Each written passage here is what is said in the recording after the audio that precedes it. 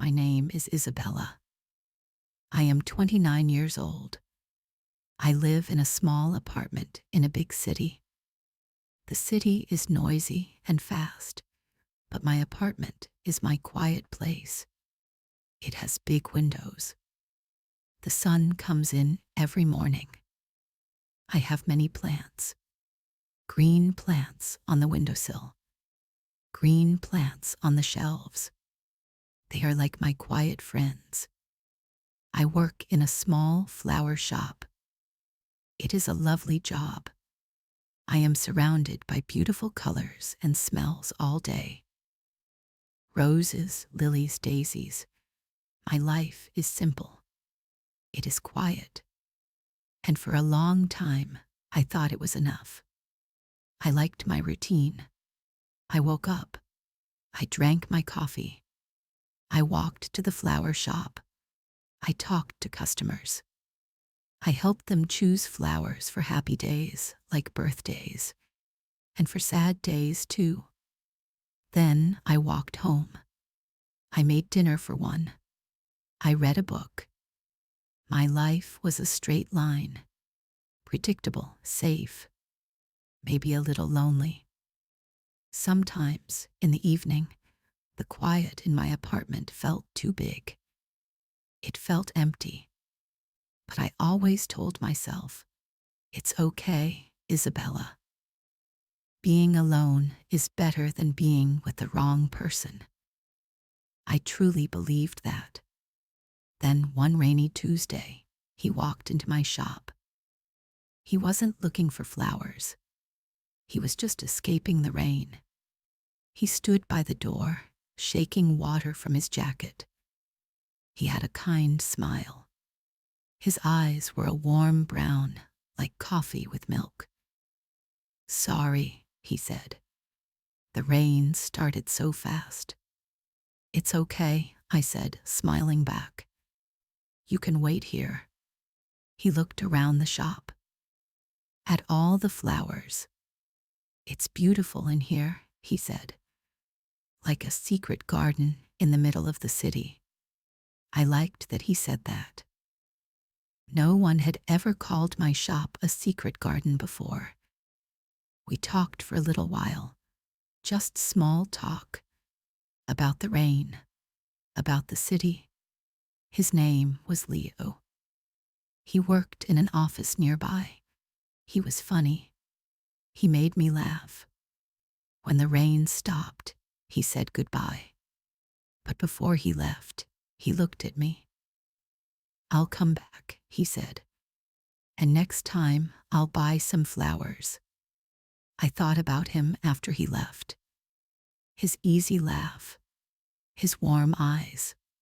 It was a nice feeling, like a little bit of sunshine on a rainy day. I didn't really think he would come back. People say things like that, but he did. 2 days later, he walked in again. "I promised," he said, smiling that same kind smile. He bought a small bunch of yellow tulips. "For my desk," he said, "to make my office less gray." After that, he came in often. Sometimes he bought flowers. Sometimes he just came to talk. He told me about his job. It sounded stressful. He told me funny stories about his colleagues. He asked about my day.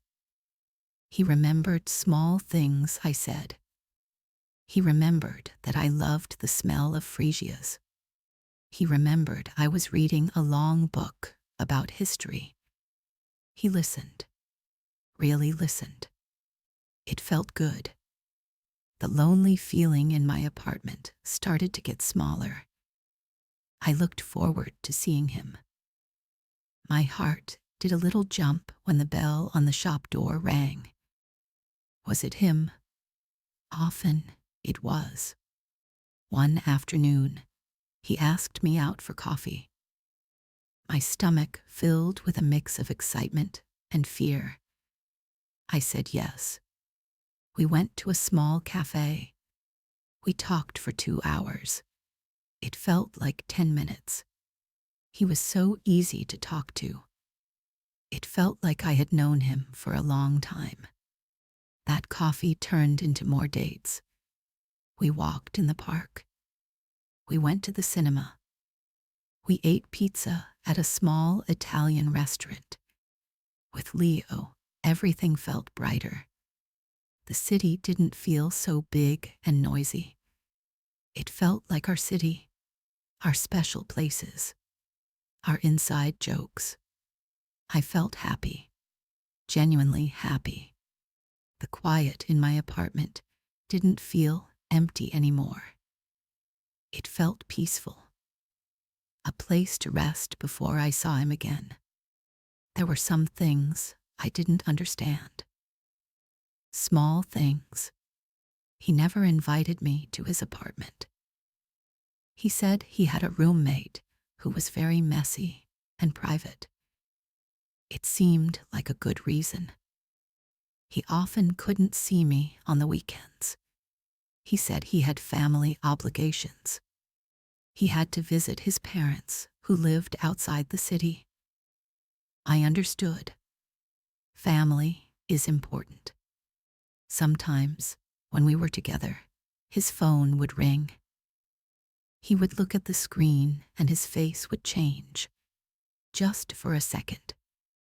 He would always walk away to answer it. He would talk in a low voice. When he came back, he would say, "Sorry, just my brother. He worries a lot." I believed him. Why wouldn't I? I wanted to believe him. I was falling in love with him. I felt it. It was a warm, scary, wonderful feeling. I thought he was falling in love with me too. The way he looked at me. The way he held my hand. He would say things like, "Isabella, being with you is the best part of my week." Or, "You make everything better." My heart soared when he said those things. I was living in a beautiful dream. I didn't want to wake up. I remember one night very clearly. We were at my apartment. We had cooked dinner together. We were sitting on my small sofa. A soft lamp was on. It felt so comfortable, so right. He was telling me a story. I was laughing. I felt so safe. So happy, I thought. This is it. This is what love feels like. "Oh, wait," he said suddenly, reaching for his phone. "I have to show you this. It's the funniest cat video." My friend sent it to me. I leaned closer. I loved funny cat videos. He found the video and played it. It was a silly video of a cat trying to jump into a small box. We both laughed. His laugh was deep and real. It made me so happy to hear it. He was laughing so hard that his hand slipped on the phone. His thumb accidentally closed the video. And then I saw it. For just a second, the screen changed. It went from the cat video to his photo gallery. And there was a photo. The first photo in the gallery. A recent one. It was a family picture. A happy family picture. It was Leo. He was smiling. A big, happy smile. Beside him was a woman. She was beautiful. She had long, dark hair. She was smiling too. Her head was resting on his shoulder. And in front of them, there were 2 children, a little boy and a little girl. The boy was sitting on Leo's shoulders. The girl was holding the woman's hand. They were all wearing matching blue sweaters. They were on a beach. The sun was setting behind them. It looked perfect. It looked real. The world stopped. The sound of his laughter faded away. My own breath got stuck in my chest. I felt a cold wave wash over my entire body. I stared at the screen. My mind could not understand what my eyes were seeing. Who was that woman? Who were those children? Leo noticed my silence. He stopped laughing. He looked at me. Then he looked at his phone. He saw the photo. His face went white. He quickly locked the phone and put it down. The happy mood in the room was gone. It was replaced by a thick, heavy silence. I couldn't speak. I just stared at him. My mind was racing, trying to find an explanation, a reason. Maybe it was his sister. Maybe they were his niece and nephew. But the way the woman looked at him, the way her head rested on his shoulder. Isabella, he started. His voice was different. It was shaky. I finally found my voice. It was a small whisper. Who was that, Leo? He looked down at his hands. He couldn't look at me. It's my sister, he said. The lie was so fast, so easy for him. But I knew it was a lie.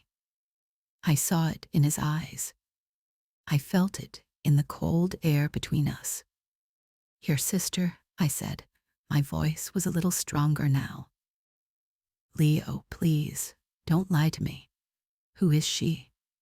He closed his eyes. He took a deep, shaky breath. A single tear rolled down his cheek. When he finally looked at me, his eyes were full of pain and guilt. She's my wife, he said. His voice was so quiet I could barely hear it. And those are my children. Wife, children. The words hit me like stones. Each word was a heavy blow to my heart. My beautiful dream shattered into a million tiny pieces.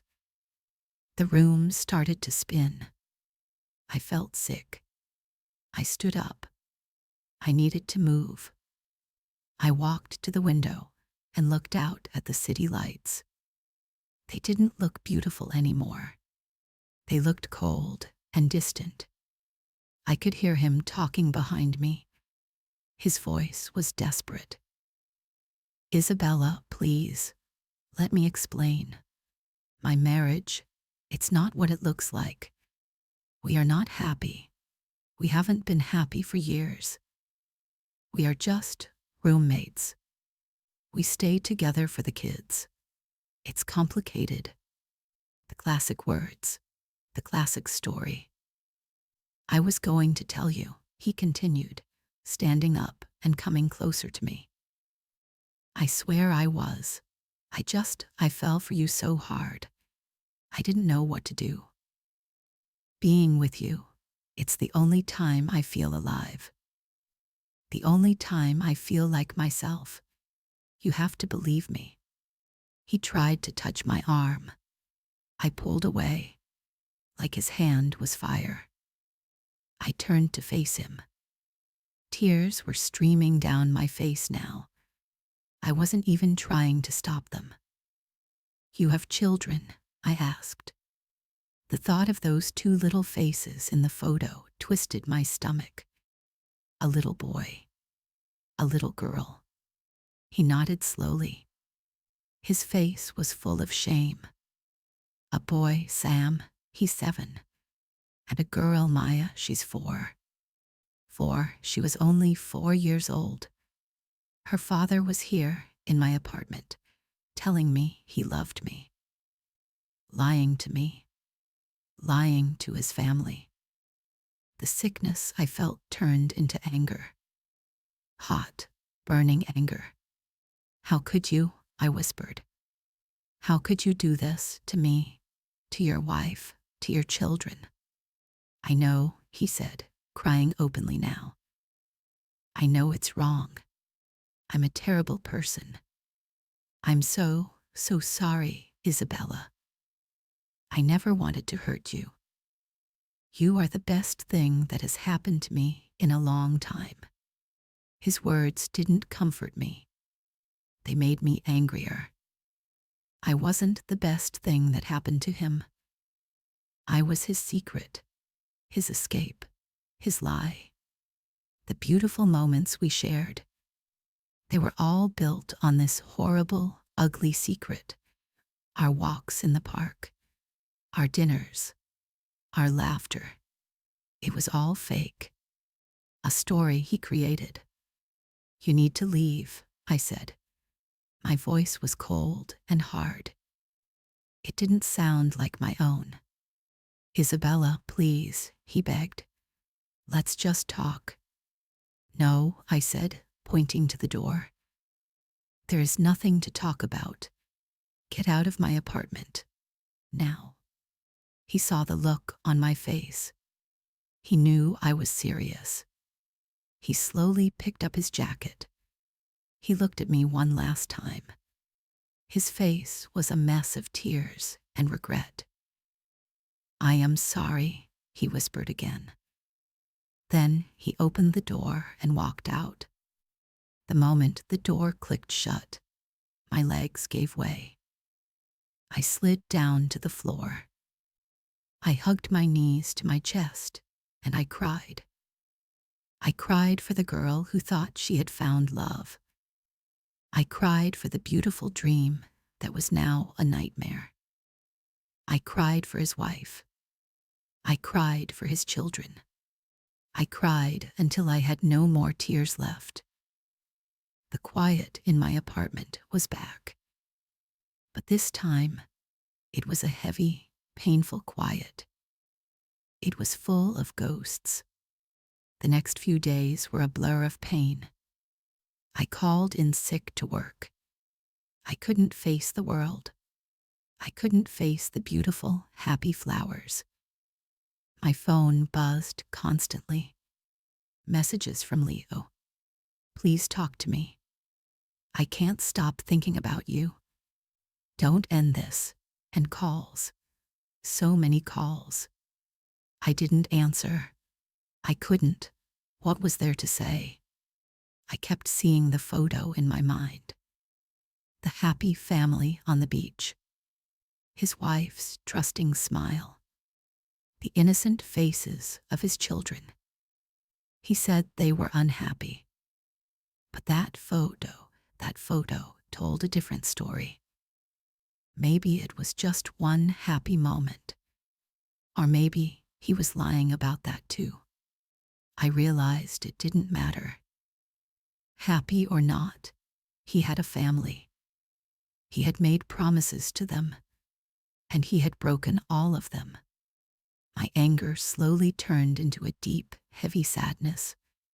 I felt so foolish, so naive. How could I have not seen it? The secret phone calls, the weekends away, the messy roommate. The red flags were all there. They were bright red. But I was colorblind. I only saw what I wanted to see. I saw his kind smile. I saw his warm eyes. I saw the man who made me feel special. I didn't see the liar. A week later, I went back to work. I felt like a shadow of myself. My boss, a kind older woman named Maria, looked at me with concern. Are you okay, Isabella? She asked gently. I just nodded. I'm fine, I lied. I was an expert at lying to myself. Maybe that's why I believed his lies so easily. The bell on the shop door rang.